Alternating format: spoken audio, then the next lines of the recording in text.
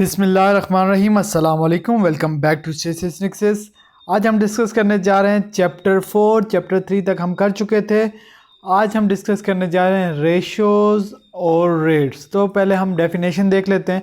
The comparison of quantities with same unit is called ratio. Same units होने चाहिए और आप उनका कंपैरिजन करें तो उसको हम क्या कहते हैं, रेशोज़। ठीक है। For example a ratio b. ठीक है। जो ए है, जो शुरू वाला है, उसको एंटीसीडेंट कहते हैं और बी जो है उसे कॉन्सिक्वेंट कहते हैं। कॉन्सिक्वेंट ए रेशो बी, कभी भी बी रेशो ए के इक्वल नहीं आ सकती। रेशो का मतलब आप देखें तो इसको डिवाइड भी कह सकते हैं। A by B can not be equal to B by A. ये आपने दिमाग में बात याद रखनी है। यहाँ पे भी यही बात की हुई है। फर्दर डिस्कस करते हुए आप देखें, इन्होंने एक्सप्लेन किया है 1:2 इज़ नॉट इक्वल टू 2:1। देखिए 1 divided by 2 is not equal to 2 divided by 1। जाहिर सी बात है ये 0.5 आएगा और ये जो आएगा 2 आएगा।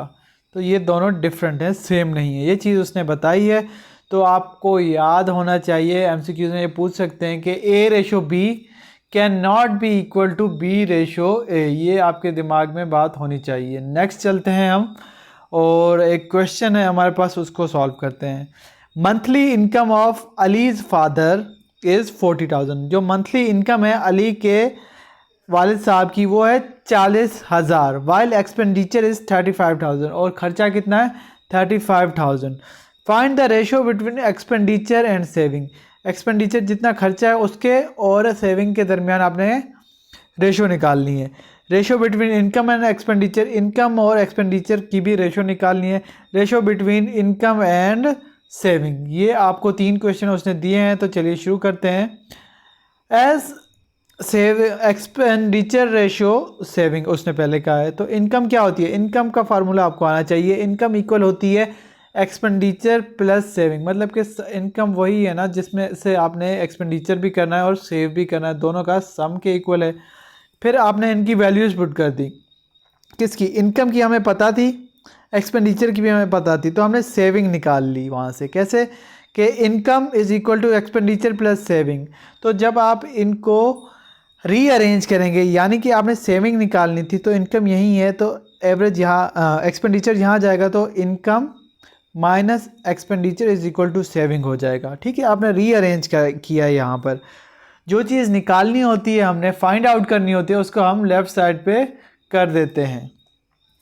लेफ़्ट साइड पे कर दिया, हमारे पास आ गई सेविंग की वैल्यू। अब एक्सपेंडिचर रेशो सेविंग की हमने रेशो निकालनी थी। तो एक्सपेंडिचर हमारे पास 35,000 था और सेविंग हमारे पास 5,000 थी। तो मैंने आपको बताया रेशो का मतलब होता है आपने उनको डिवाइड करना है एक दूसरे पर। तो यहाँ पे आ गया 3 0 cancel, 3 0 cancel, 5 1 5, 5 7 35, 7:1 is right option. Next question की तरफ चलते हैं एंड नेक्स्ट पार्ट की तरफ चलते हैं। नेक्स्ट पार्ट था इनकम रेशो सेविंग। इनकम हमें पता थी 40,000, सेविंग हमने ऊपर निकाल ली है उस फार्मूले से, वो आपको पता होना चाहिए। Income is equal to expenditure plus saving.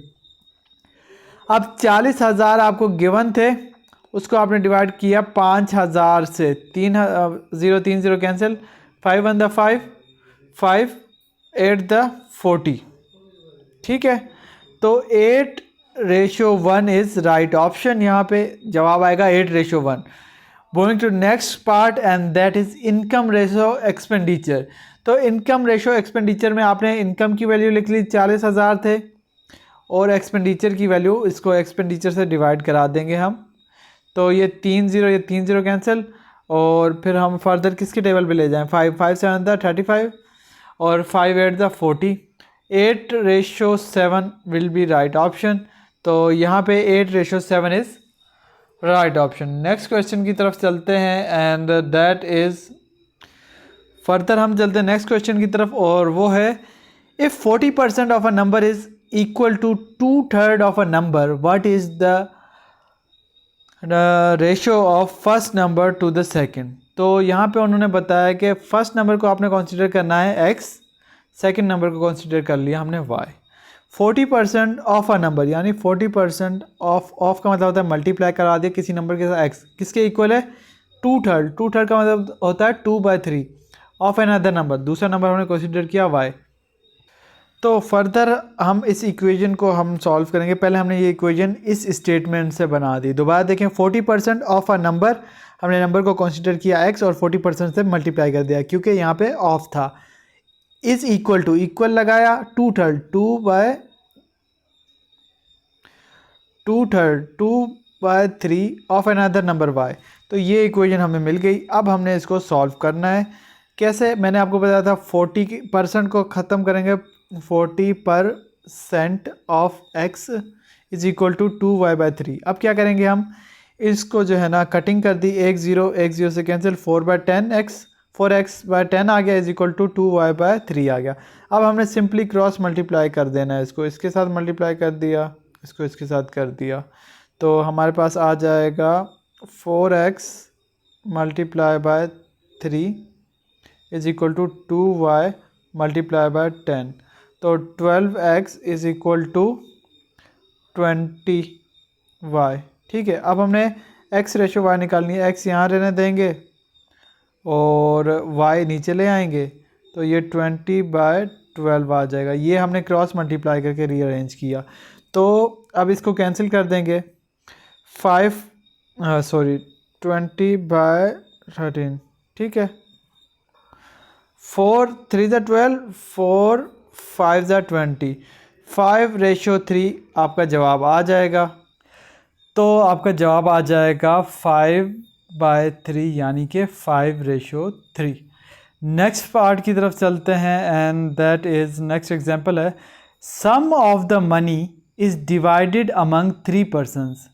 3 लोगों के दरमियान एक अमाउंट जो है वो डिवाइड की गई इस रेशो में कि पहले बंदे को 10 मिला है, 10/7/5 इस रेशो में ना डिस्ट्रीब्यूट की है।